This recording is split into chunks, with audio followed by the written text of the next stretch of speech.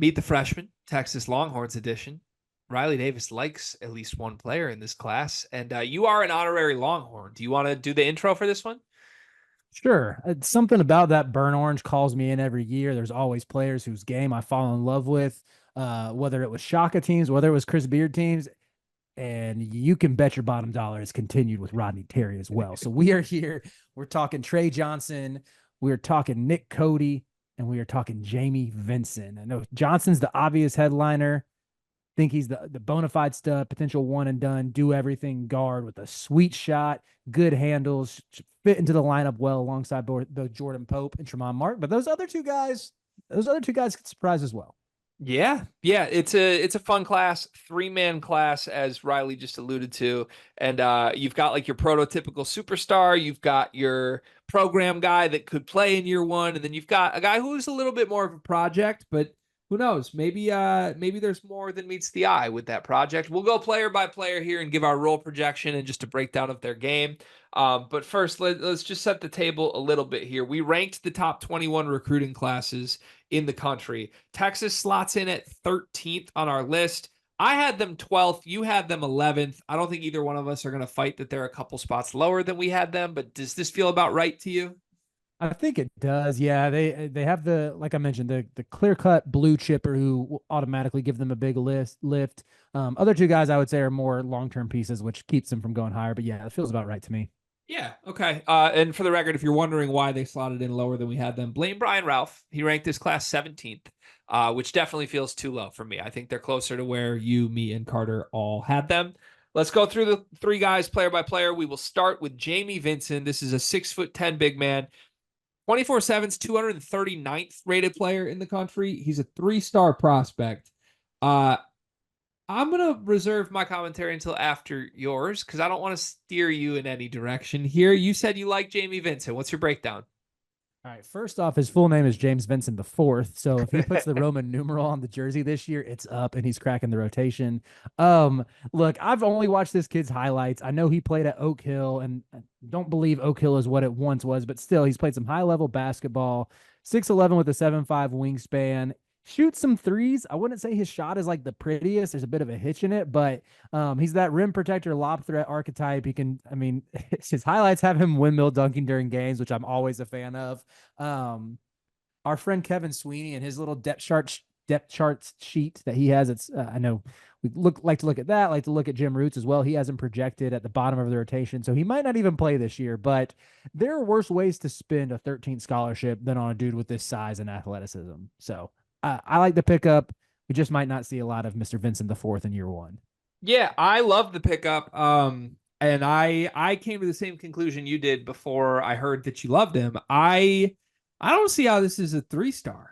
I this feels like a 4-star prospect through and through to me. This feels like one of the more underrated players out there. And if you do like just scroll through some of the Jamie Vincent content or coverage of him as a recruit, just scroll through Twitter, like there's a lot of talk on like he is one of the most improved players in high school basketball. So I do feel like this is a kid who's still very far away from what he will look like as a finished product.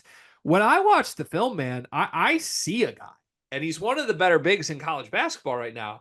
I see Malik Renew from Indiana, and Renew is, I think, 6'9". He's a little smaller, but like he has some of the shooting flashes that you see from Vincent, some of the passing, some of the skill. I think these two guys move like each other a little bit. Renew, not a rim protector, and he's been asked to play the 4 a lot in his career. Vincent, I think, does project more as a true 5 with some shot blocking to him. But I think offensively, that's the upside there in a couple years. And Renew is entering, I think, year 3 at Indiana, where he's going to be in a more featured role this season. But I think they can do a lot of the same things. And if that's your 3-star, if that's your lowest rated player, this is a really, really superb class. Next on the list is Nick Cody, on 360th rated player in the country, a true 4-star here. What do you make of Nick Cody? Yeah, I was between the two again, judging if you just watch their highlights. Cody's the one who looks more like the 3-star. And that's not even necessarily to say he's bad. He just doesn't have the wow plays that I thought Vincent did. I think he can pass a little bit. It looked like he handled some in high school, but he's definitely going to play more of a 4 at Texas. good developmental piece. I think he has the athleticism to hang, even if I wouldn't say he's a high flyer, but projectable shot, good touch around the rim. Just might be a little bit tough to get minutes this year when you have both Arthur Kaluma and Jason Kent ahead of him at the four, presumably. So Yeah, Cody feels like a 3-and-D guy to me. He shot 40% from three on the Adidas circuit this spring, which matters. When you watch his film, I don't think you get the vibes that he's a knockdown shooter like that. Like the shot is kind of slow. And honestly, for a guy whose athleticism is like part of the big sell here with him, everything just feels kind of slow when you watch the tape. Like there's effortless movement, and then there's like what Cody looks like. It looks like he's really working to get to all of his spots, and there's nothing wrong with that. On the Adidas circuit, he averaged 13.6 rebounds a block and 40% from three. I think that's sort of where he's headed, like prototypical 3-and-D guy to me. I don't think he's ever going to lead your team in scoring or be second on your team in scoring or maybe even be third on your team in scoring. But he had a Kansas offer. Like clearly some of the best programs in the country have seen a lot from him.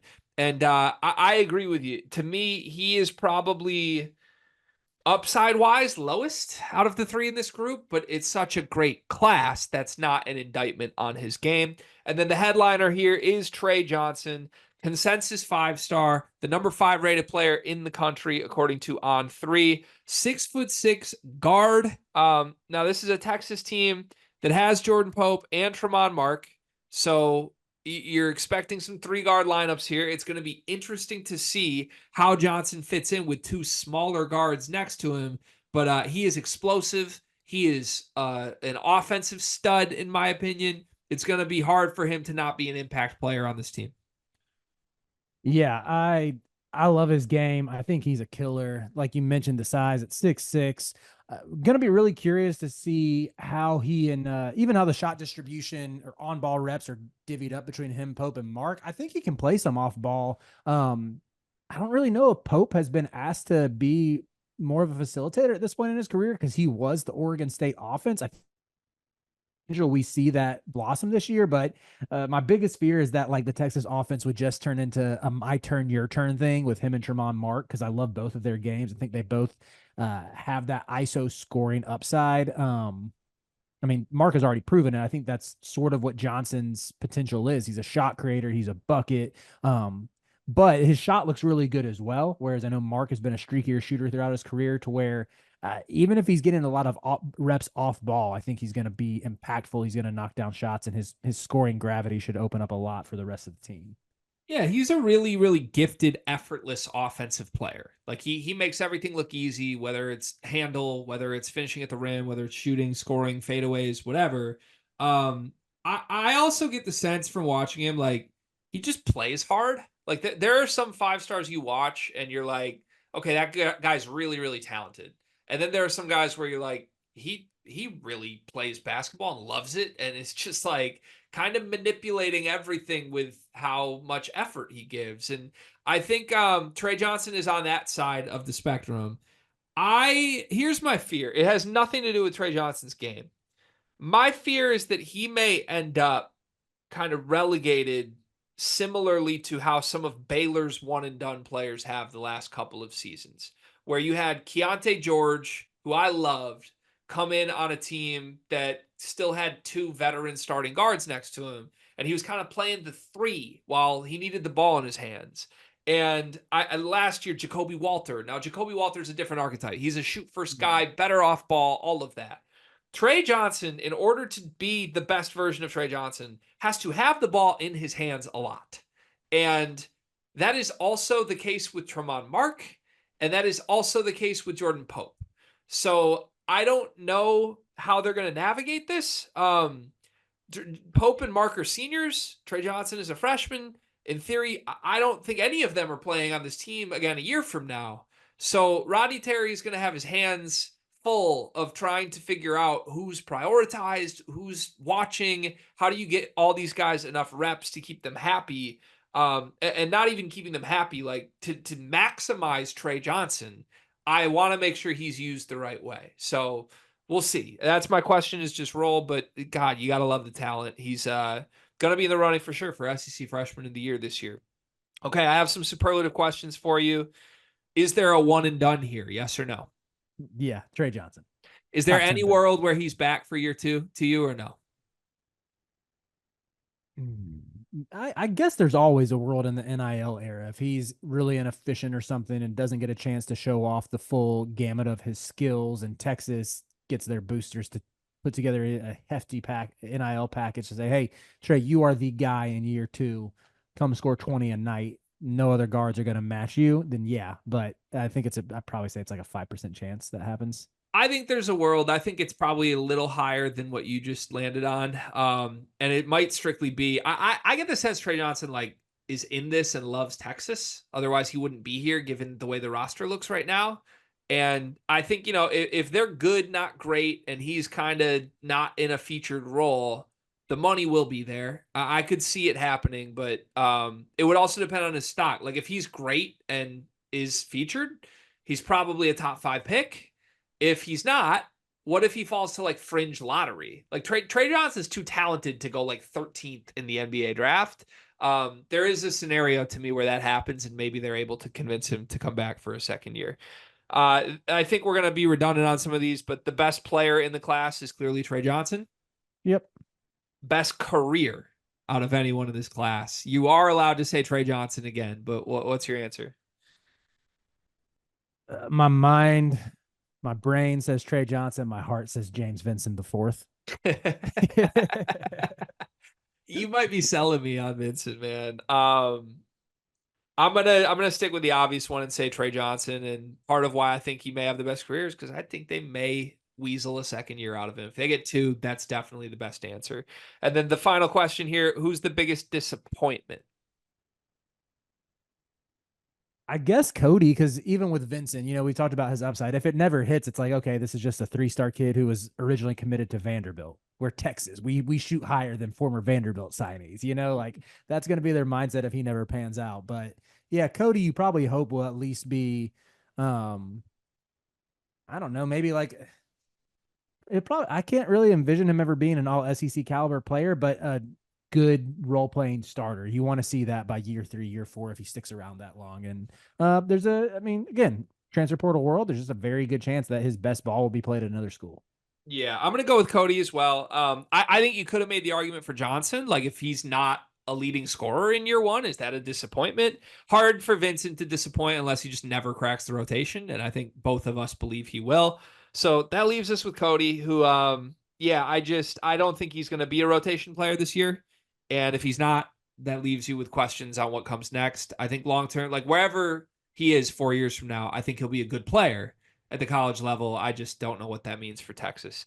There you have it. There's the video. I'll even give you a horns up, Riley. This team has a lot of talent. They're going to be very, very fun. If you enjoyed this video, we have 20 other editions of this up on the channel now. Go check them out.